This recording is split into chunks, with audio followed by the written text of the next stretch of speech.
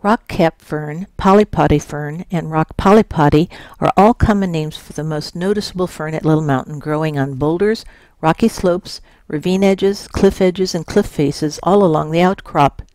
This attractive evergreen fern doesn't need well-developed soil to grow. Its vast range stretches from Georgia to the Canadian Arctic and westward to Alaska. It propagates itself by spores or vegetatively by horizontal rhizomes. Sensitive fern got its name from early American settlers who noticed how sensitive it was to frost, drought, and direct sunlight, causing the characteristic triangular-shaped fronds to quickly wilt and turn brown. It is widespread across eastern North America and eastern Asia and has been naturalized in Europe. This perennial fern thrives in acidic soils, heavy shade, and lots of moisture. Look for it near the seeps, pools, intermittent runs, and saturated soils at Little Mountain. In common with many ferns, it propagates by both spores and horizontal rhizomes. As a defense against herbivores, sensitive fern contains a number of toxic chemicals that can sicken livestock if they eat it. White-tailed deer won't touch it and actually help it to spread by selectively eating its less toxic plant competitors. Cinnamon fern is native to most of the Americas and eastern Asia, where it grows in wet, shady woods, swamps, and bogs.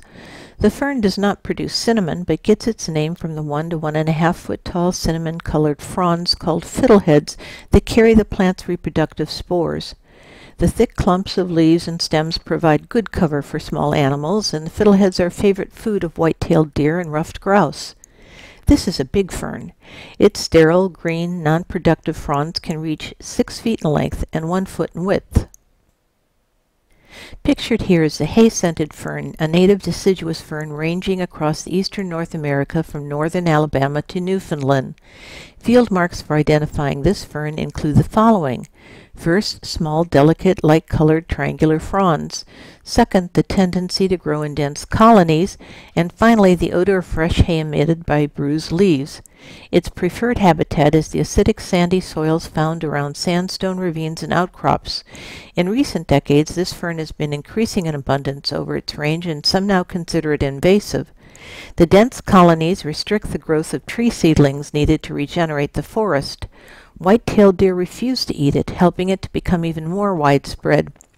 The increasing acidification of forest soils during the last half of the 20th century is yet another advantage enjoyed by this plant over its competitors on the forest floor. A large, attractive, deciduous native perennial, lady fern is partial to cool, moist, shady habitats such as rocky ravines, shaded seeps, and edges of swamps. Its range is enormous, covering most of the temperate northern hemisphere up to the Arctic Circle, yet it is listed as a species of concern in some areas thanks to overcollecting and loss of habitat. Its large, feathery, twice-cut fronds make it an attractive addition to a shaded garden where it readily adapts. Like many ferns, it reproduces sexually by spores and vegetatively by underground, root-like rhizomes. Native Americans powdered the plant and sprinkled it on wounds to prevent infection, among other medicinal uses. The rhizomes contain a toxic oil long used to kill intestinal worms, especially tapeworm, but an overdose can be fatal to humans as well. Living fossils. Shining club moss is an attractive member of the ancient club moss family, first appearing in the geologic record about 380 million years ago during the late Devonian. Like their close relatives, the ferns, they reproduce by means of spores. Club mosses also reproduce by sending out creeping, branching underground rhizomes and by producing little green bulblets called gemma that form at the base of the upper leaves and fall to the ground where they sprout into a new plant. If you look carefully near the trail among the roots of big oak trees, you can sometimes find rather bizarre-looking yellowish in spring or brown to black in fall, elongated cone-shaped growths about 8 inches or less in length. These are parasitic, perennial, non-photosynthesizing flowers that attach themselves to the roots of oaks and occasionally to beeches. Although they are entirely dependent upon the host tree for its nourishment, the small number of individuals and their minor amount of extraction is not enough to seriously damage the host tree. Squaw root got its now politically incorrect name from its use by Native Americans to relieve the symptoms of menopause. It is especially abundant among the red oaks that border the trail leading uphill to the summit outcrops. Pictured here is an attractive creeping herb of moist forest known as partridge berries.